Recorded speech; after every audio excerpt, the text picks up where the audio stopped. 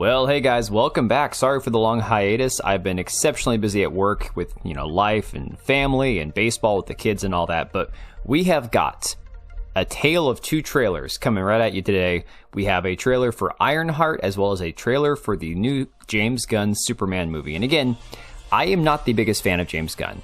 Ever since the Henry Cavill departure as Superman, I haven't been too excited about this. We've seen a lot of questionable things in the trailers leading up to this point, in the sneak peeks for this Superman being played by David Cornsweet. But now the trailer is here, and it's interesting. You see this article from That Park Place says, new Superman trailer shows a man trying to do what's right, but will James Gunn do right by the fans? And I think that remains to be seen.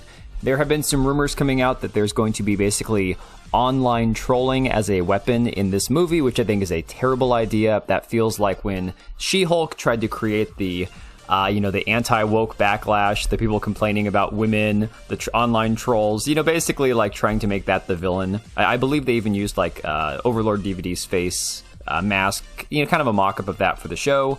It was really cringe. It did not stick the landing, and that show was abysmal. That being said, this article says the official trailer for James Gunn's Superman has finally landed, and with it, a tidal wave of analysis, speculation, and renewed concern from longtime DC fans.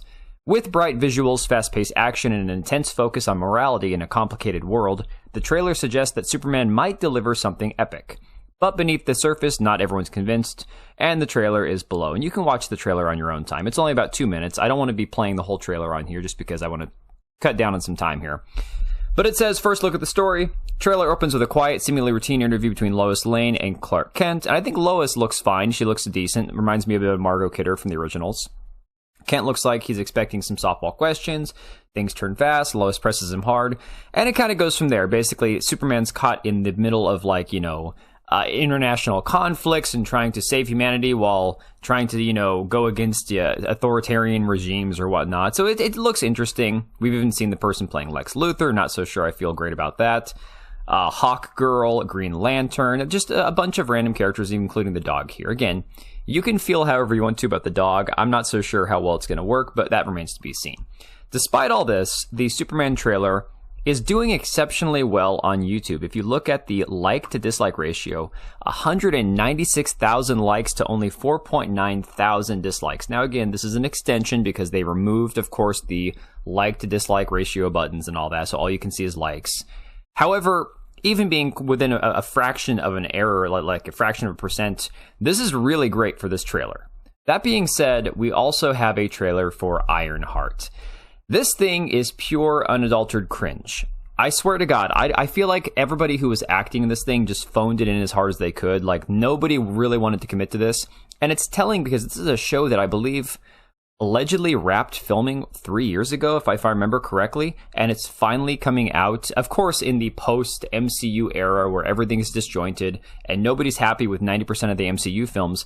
Now you're going to drop this, and of course the funniest thing is it comes out on my birthday, which I'm not watching this shit on my birthday. I don't hate myself that much. It would be an interesting thing to kind of cringe through and try to make myself watch, but I just don't have the stomach for it. But Marvel Studios says, iconic with a little heart. Ironheart, Marvel Television's all-new series from executive producer Ryan Coogler. Again, they dangle that name in there because they know that the people have got a favorable opinion of him right now with Sinners doing so well. And of course, he was the director, the creative behind Black Panther 1 and 2. 2 being a little bit more of a watered-down version of the first one. I didn't watch it, but based on all the reviews I've read and listened to, people weren't quite as enthused with Black Panther 2 as they were with the original. It launches with a 3-episode premiere on June 24th on Disney+. Of course, the comments below do not disappoint. Master of the TDS says, well, what will you do, Riri? Steal money and technology to build a knockoff Iron Man suit? Neurotic says, iconic. You keep using that word. I don't think it means what you think it means. Blackburn Collector says, am I the only one who thinks every single actor in this is a terrible actor? It sounds like everyone just phoned it in. Exactly. I know I'm not the only one thinking this because 100% it's the way it seems. So the show is about a black superhero joining a hood gang. Sounds quite racist. This looks terrible. Like, damn. Jamarvis, what that beepin' is. Ironheart, probably. Temu brand, DEI, Iron Man. Yeah, it just gets worse and worse. And the like to dislike does not disappoint. If you actually look at what we have going on right now, it is on its way to being ratioed. And I'm not trying to influence this. You can see I haven't liked or disliked it. I'm just trying here to report on the news. 104,000 upvotes at the minute to 78,000 dislikes. This thing will be ratioed by the end of the day. The trailer's only been out for about 4 hours now. Of course, you can see Antonio Chavez from Memeology saying real heroes don't do what they can to be iconic. She sounds more like a villain, which I think is actually a very interesting take. I'm not going to disagree with that. Epic Mike, Marvel takes a terrible movie premise, stretches it into a terrible show instead, slaps Ryan Coogler's name on it. Again, they're trying to use Ryan Coogler's current fame and success and name recognition to sell this show as some sort of like thing that people need to watch. I want to create something iconic, ends up making something that already exists that Tony Stark made years ago. Ironheart looks dead on arrival. From Burner here on Twitter says, trailer drop. The trailer for Ironheart has hit YouTube and is well on its way to being ratioed. The movie has been on the shelf for 2 years, with it finally hitting Disney+. Here's the trailer, and it's as goofy as you think it is. It looks like Robin in the Hood 2 on the CW. Pirate Nation, is Disney allergic to money? How much longer will we keep up with this DEI bullshit? And this is a fair argument here. This is not oh, she's black, so this is an instant issue. This is once again another situation where we got rid of Tony Stark, the strong, likable, charismatic white guy, replaced him with this hood black girl, and we're all supposed to be okay with it. On top of the fact that, if I'm not mistaken, Ironheart is a character that was created that Disney stole from an adult parody film. If I remember correctly, somebody can correct me in the comments if I'm wrong about that, but as I recall, the character was originally created in like a adult spicy parody film. But again, everybody liked Don Cheadle as War Machine. Prior was Terrence Howard. I wasn't a big fan of Terrence Howard, but then they kind of screwed him over, so I feel sorry for that dude there. But again, nobody had a problem with Tony Stark's Black Buddy. But again, this just looks like dog shit. It looks like, again, we need another strong POC whammon. Kaguya's top gal. Miss, the constant beeping indicates that the suit needs to recharge. I ain't hearing nothing, Jarvis. New Blackstreet here says, yo, Mr. Stark, let me get that suit, cuh. Again, I get the pass. They're black. We're buddies. It's all good. It's okay. But here's the really interesting thing. Master the TDS brings up this leaked D23 Ironheart audio that apparently has been changed to, something different in this trailer that we saw. He says, totally don't listen to it to hear what they quietly changed. Nothing to see here. Definitely no line where Riri says she wants to build something better than Iron Man, right? And again, something that she says also in this trailer is that she wants to create something iconic, which I find very fascinating. But just listen to this little 5-second segment, okay?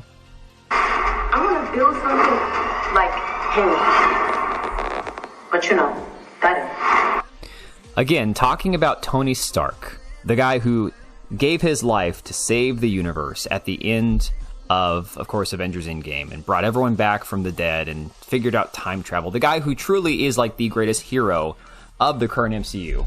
And she wants to make something like him, but better. Again, this is pure cringe embodied in this terrible show, and I can't imagine that there's going to be anybody watching it. But again, everyone's talking about it, so I figured I should cover it.